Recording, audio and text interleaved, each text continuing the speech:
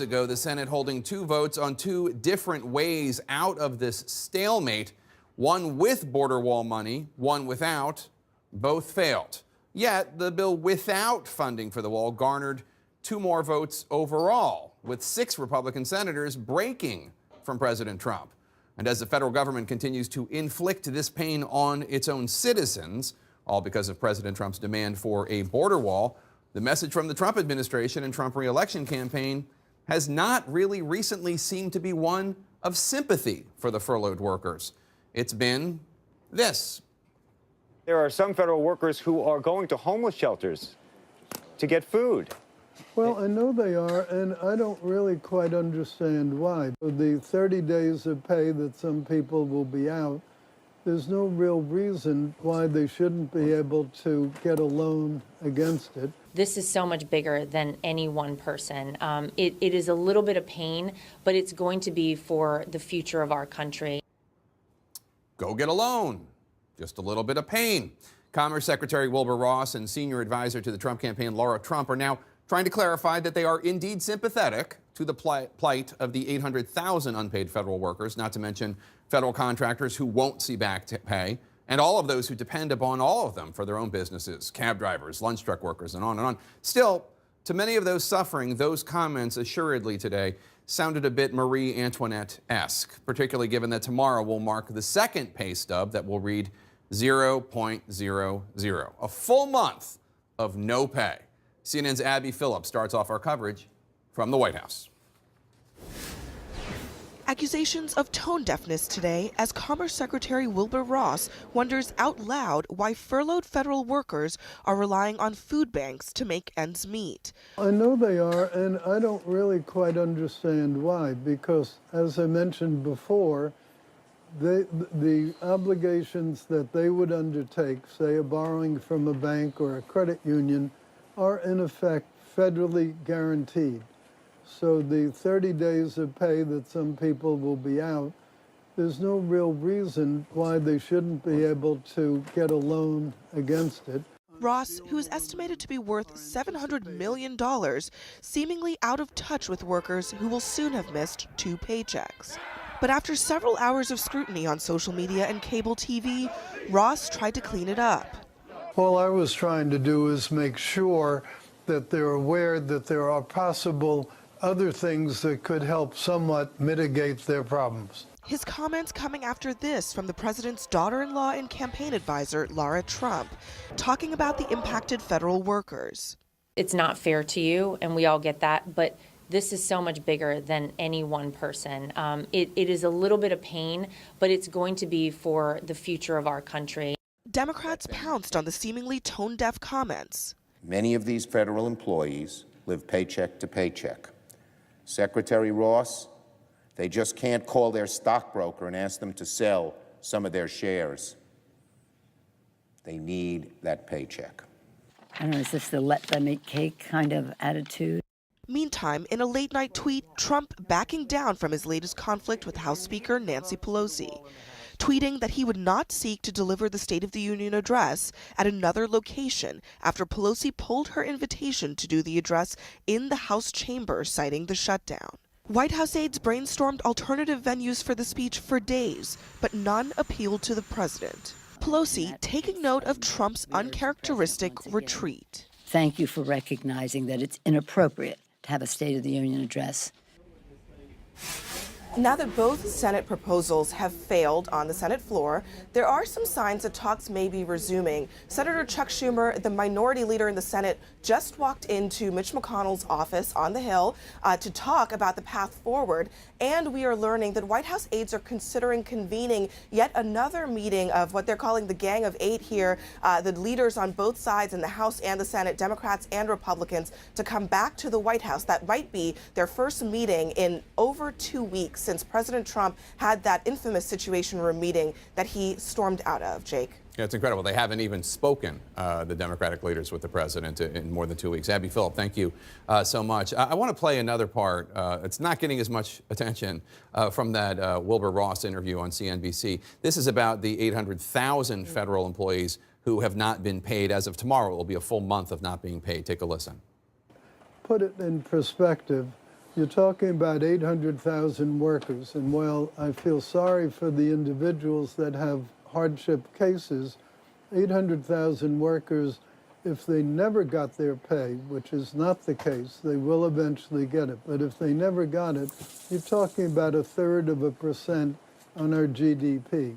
So it's not like it's a gigantic number overall. So you're a Republican pollster. You provide message points and talking advice. She wasn't involved with that. That's not me. No, I'm not holding you responsible. I'm saying, is that not the exact opposite of what you would recommend? Yeah, that's about the exact opposite. Because, look, where do I even start? First of all, talking about this in terms of GDP is the wrong approach, because just, I believe, yesterday, you had Kevin Hassett, one of the president's chief economic advisors, say we might actually have 0% GDP growth for this quarter because of the shutdown. So that's number one. Number two, 800,000 workers not getting paid for a month. There's polling out yesterday where people were asked, how many paychecks could you miss before it got bad for you and you couldn't pay your bills? And for over half of America, the answer is 2 or more paychecks. Like, that's when things get really bad, and that's what's about to happen. This is not just about GDP, although that story is going to be ugly on its own. This is absolutely not the way to talk about what this shutdown is about. In fact, let me just put up that poll that you just referred to. It's from Fox News, and it shows that 54% of the American people say that they can't miss any 1 or 2 paychecks, and that's where these 800,000 workers are. Chuck Schumer seized on the comments of Wilbur Ross. Not surprisingly, David, take a listen. Those comments are appalling and reveal the administration's callous indifference towards the federal workers it is treating as pawns. Secretary Ross's comments are the 21st century equivalent of let them eat cake. So the president's been pretty good about staying on his message, which is this is about national security, this is about national security. He hasn't really expressed sympathy for the workers, but he has stayed on the message. But I got to believe that you are not a big fan of Wilbur Ross's comments. That's insensitive and just not.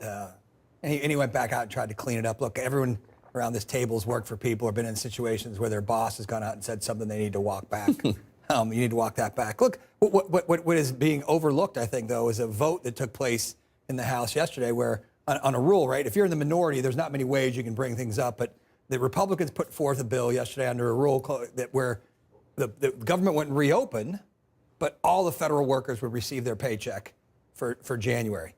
And it was defeated, but it did get about, I think it got 10 or 12 Democratic votes. So the Democrats have had an opportunity, if they were really, really sincere about their concern for these 800,000 workers, they could have said, listen, we'll vote to give these folks their paycheck and we'll continue to negotiate, right? I mean, if they were really concerned, that would have gotten some play. I see that picked up and nowhere in the news, that story got picked up that 10 Democrats, some folks fell off. There was a vote last week, I think 6 folks voted with the Republicans, 6 Democrats. I think about another 6 joined with them this time. And so, they're going to see there's going to be some maneuvering someplace along here. There's going to be, everyone's looking for an exit ramp. Nobody wants to see people continue to suffer. And so maybe that's a way forward. Let me tell you why I didn't get any play, because Democrats at this point in the House have voted 9, 10 times actually, to actually just reopen the government and make sure. Yeah, but that's a non-starter, Simone. Everyone's got to find a third way. I don't understand why it's a non-starter, though, because Republicans before Christmas voted on this same bill that Democrats have.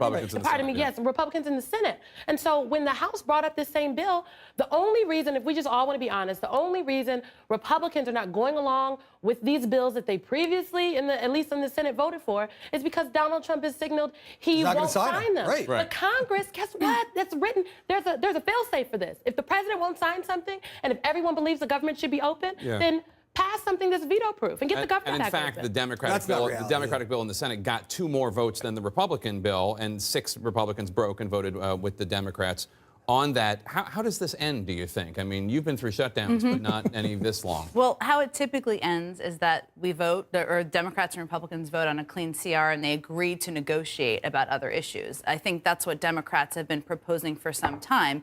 It seems like, if you look at the vote today, that there are a number of Republicans, especially ones who are vulnerable in 2020, who are open to that. Let's just get the government open, and then let's have a discussion. Now, if you're you may really explain to America what a clean CR is. A government funding bill without a government funding funding bill that would allow the government to open, but it wouldn't have a lot of issues on both sides. Yeah. And so my bet is that's what we end up with. This is ultimately up to President Trump. But if you look at all of the polling that has come out over the past 24 hours about this, his argument on national security is not working. 60% of the public blames him, and they're more angrier about the shutdown than they are concerned about national security. So there's a political calculation for him as well. So, David, let me just ask you, because the polling is horrible for the president, and it keeps getting worse. I mean, the American people, whether you think that it's fair or not, they're holding President Trump responsible. And well, he did say, I'm responsible for the shutdown. So, right, that's one reason why. And they're holding him responsible, and his approval rating is sinking even with his own supporters. Hey, look, I think it's a bad look for everybody when the government doesn't work, right? People in America send people to Washington to work, right? This government should function. That's what you're sent here to do. Sent here to negotiate. Legislators are to legislate. The executive branch is to lead. And that's all missing right now. So it's a bad look for everybody. The government needs to reopen. The president needs to come to the middle. The speaker needs to move to the middle and need to figure